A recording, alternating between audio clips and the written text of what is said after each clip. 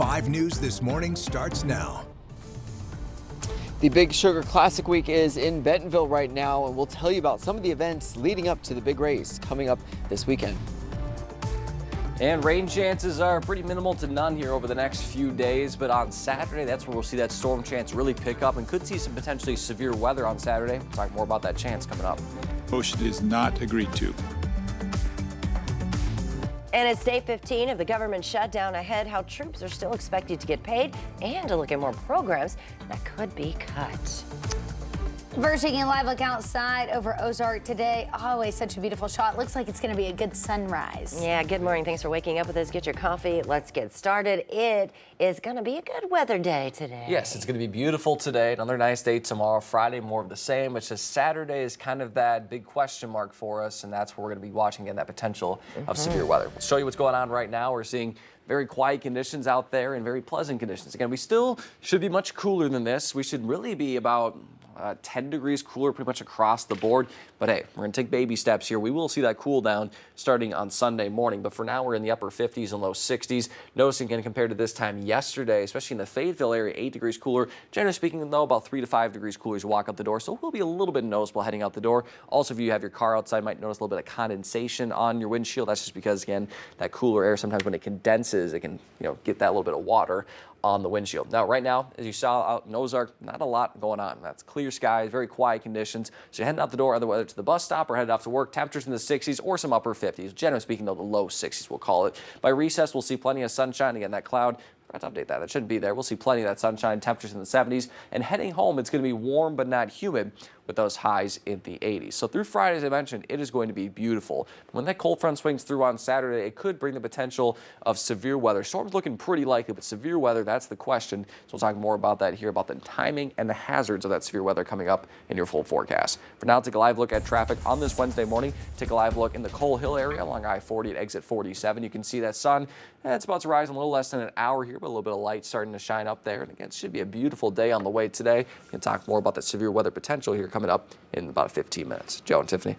All right, thanks for that, Danny. Well, the time now, 6:32, and developing this morning, an investigation continues into multiple sexual extortion cases reported at the University of Arkansas. Yeah, those reports coming in just the last few weeks, but police say this type of crime is becoming more common with advances in technology.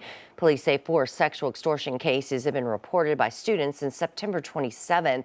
Authorities say they're still investigating if most recent reports are related. Assistant Chief Matt Mills says in many cases the photos do not exist, and as the world becomes more digital, he says the problem will only grow. I would say that with the advent of AI and the progression of AI, it could pose future problems for us with the ease of being able to create information rather than actually have a true or realistic photo. According to the National Center for Missing and Exploited Children, sextortion cases are not local to the area. They've received more than 186,000 reports of online enticement in 2023. Enforcement police say that they are still looking for a suspect following what they're calling an aggravated robbery at MLK Park. Authorities say the incident led to shots being fired, but reported no injuries. Those with more information are urged to call the Fort Smith Police Department. With the government shutdown now in its 3rd week, worry is starting to creep in for families across the country. Food assistance programs are running out of money, while leaders warn the stalemate could be the longest to date. CBS's Jared Hill has more. For military spouses like Brittany Leclerc, a bit of relief on day 15 of the government shutdown. I don't make nearly as much as my husband, not even half.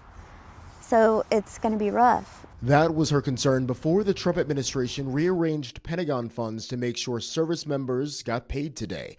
But it's not clear how long the funds will last. I wish that they would get their things together.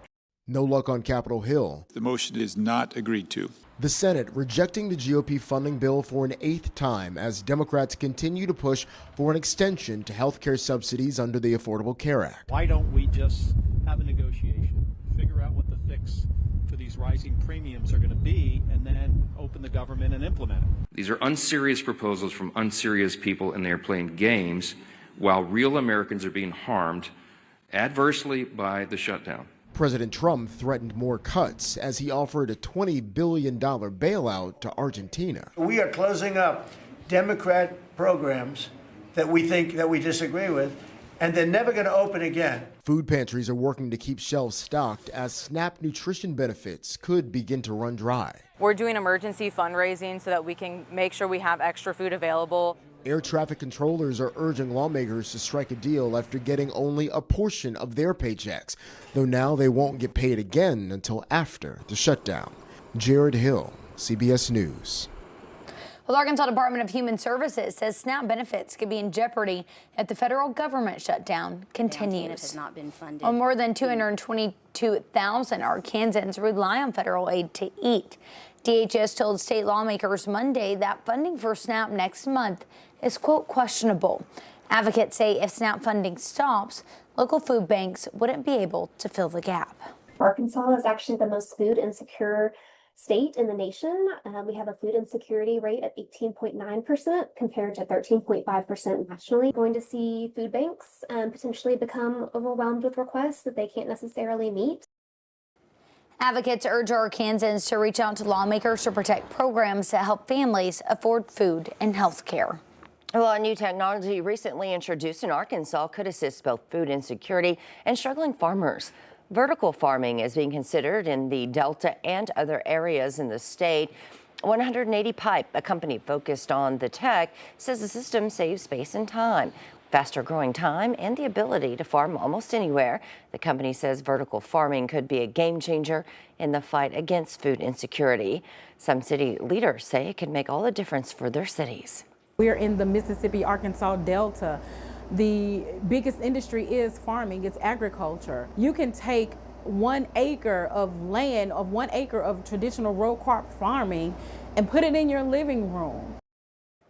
The Arkansas Farm Bureau's website says the practice can get expensive due to the need for artificial light and temperature control, but also gives positives like the fact that farmers can grow year-round regardless of weather. Well, the Lifetime Big Sugar Classic is taking over at Bentonville, bringing in cyclists and fans from all over. The main race is on Saturday. The celebration, though, already underway. 5 News reporter Jacob Luthi joins us live in Bentonville with what's happening ahead of the weekend's big event. Good morning, Jacob. Yeah, good morning, Tiffany. Good morning, Joe. Look, this is a big event for this entire city, right? We have over 1,000 riders. We have their families, their friends. We have spectators all coming down to the city of Bentonville to enjoy some bike racing, but maybe even a little bit more. Joined now by Vice President of Event Marketing for Lifetime, Michelle Duffy. Thank you for waking up early this morning with us. Yeah, thanks for having me. Yeah, so, you know, I mentioned kind of the heart of this event is the race that's happening this weekend, but a lot for fans to get involved in. We're talking, you know, a meet and greet with Team USA, a mountain biking team. We're talking community bike rides, a lot of ways for the community to get involved. Absolutely. And we really view Big Sugar Classic as a week-long festival of bikes right here in Bentonville. Our Big Sugar Gravel event really kicks off here at the Momentary with 2 days of expo.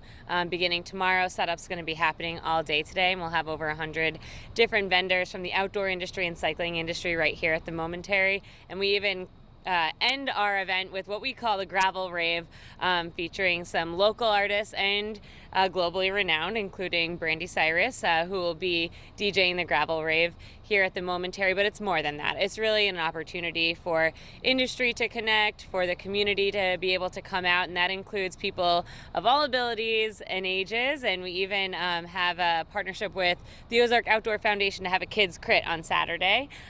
So we're really excited about all the different activities that we have. And this, you've mentioned that this is the 5th year in Bentonville. Yeah. What is it about this city that makes it so great, not just for mountain biking, but just for cycling aficionados in general? What is it about this city, about the way that the community kind of gets involved? Yeah, at Lifetime, our goal is really to help people empower their healthiest life. And when we look for communities that would be a great partner for us, this is such a standout community. There's so much value put into the infrastructure, the access for cycling here, and having the opportunity to be able to show that off on a global scale, not even a national scale, is like truly an honor for Lifetime to even be a part of it. And our goal is that we get to expose riders. We'll have 2,500 cyclists this weekend, plus their friends and family, plus the industry, and we get to play a role in exposing that to the world, what's happening right here in Bentonville and Northwest Arkansas. Perfect. Well, thank you, Michelle. Again, the race, the gravel race is happening on Saturday. Come out and watch if you want to. You can also live stream it, but I'll go ahead and send it back to you. All right, thanks for that, Jacob. All right, it is 6:40 this morning. Now, this year, while you're at the Big Sugar, you might see a setup for the app Rovi. Yeah, it's an app created for cyclists of all levels, and it gives them the opportunity to see trails from all over the world, allowing virtual training on an at-home bike. Now, Big Sugar is one of the trails on Rovi. Mike Bunting tells us that he thinks the app will help bring even more cyclists to Northwest Arkansas. I think for me, as an athlete that travels all over the world, I like to go on Rovi and explore routes. And so people that want to explore different gravel routes can come on here and find, hey, Big Sugar, let's ride it. And they go, wow, this is amazing. I want to go down there and ride these roads in real life. I want to go experience the culture that Bentonville and Northwest Arkansas have to offer. People can also put a GoPro camera on their bike and add routes to the app that might not be on there yet.